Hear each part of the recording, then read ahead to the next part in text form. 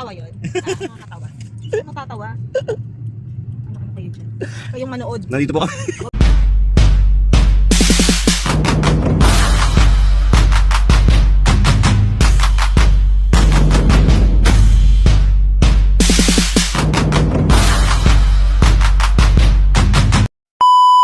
Hey, what's up mga ka-Anli?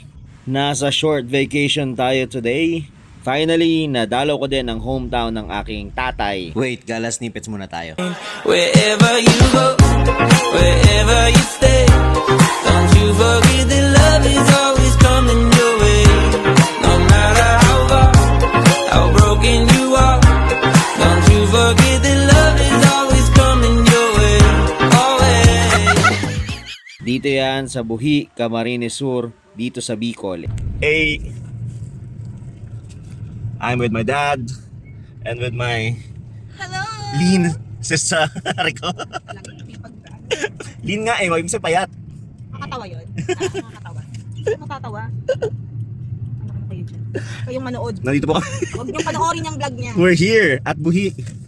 Buhi, Sana walang viewer yan. Bicol, Bicol, Ilocos, Ilocos Norte. Ay, sorry. Bicol, ano nga to?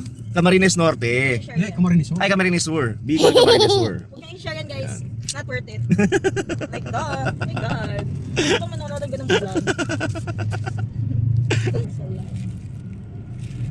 Parang wala. Oh, dyan. And today nga, sumama ako sa mini reunion. But before that, namili muna kami ng kung ano-ano. So I'm with my sister. Nagmumaba siya, ang aking kapatid.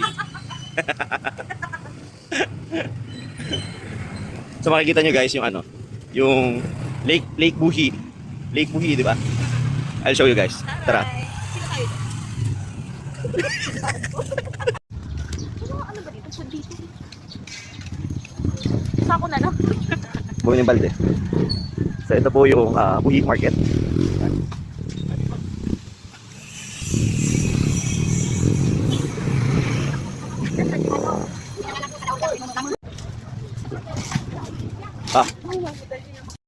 At ito na nga ang Epic Buhi Lake.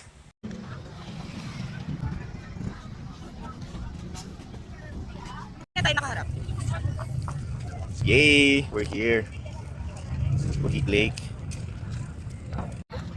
So today, magbabangka na tayo. Tatawid tayo dun sa may kabila. Tara! Tara guys! Uy! Hindi siya kasali. Bakit ka lang dito?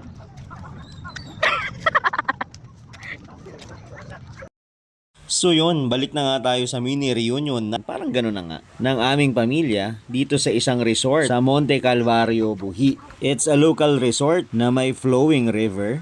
Yan, makikita natin, pababa na tayo, no? At dahil puno yung mga private spots dito, pinuntahan na lang namin yung public spot. You just need to pay 20 pesos, pasok ka na. Yan, makikita nyo sa sobrang ganda. Oh, nice! Sobrang linis. Ang sarap magtampisaw. That's my sister and yung mga pinsan ko dito sa Bicol. May joke. Hi, Pan. May joke ako sa'yo. Mga pala si Rhea. May joke ako sa'yo.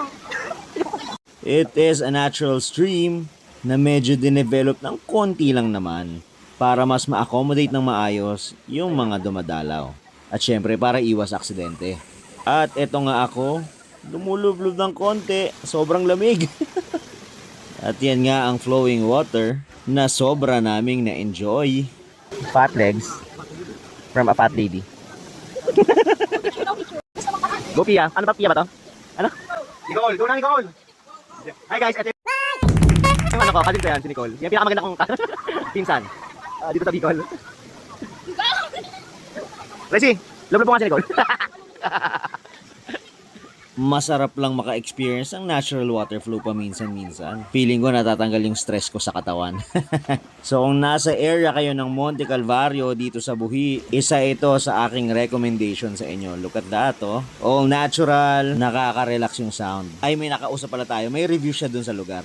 So, bakit I would suggest na sana kahit kung hindi man malinis nung caretaker, yung mga naliligo katulad ko, kami, bigyan nila ng tigil isang steel brush para kahit paano makapag-contribute. Asa ano sir, parang magsasaya ka na nga tapos maglilinis ka pa. Okay lang, kasi makatulong naman ako sa kalikasan. Yung mga bato katulad nito, gagasgasin yung steel brush namin paunti-unti, at least, kung maraming tao, maraming gagawa, pagbalik, di maayos na. Di ba? Para maano, no? Para wala ring aksidente. Hindi naman, walang aksidente, di madulas. Tsaka malinis. Malinis, tapos walang pagtalon dyan eh, at least maayos.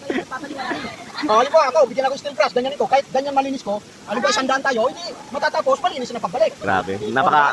Deserve nyo talaga, sir, maging presidente ng asosyon.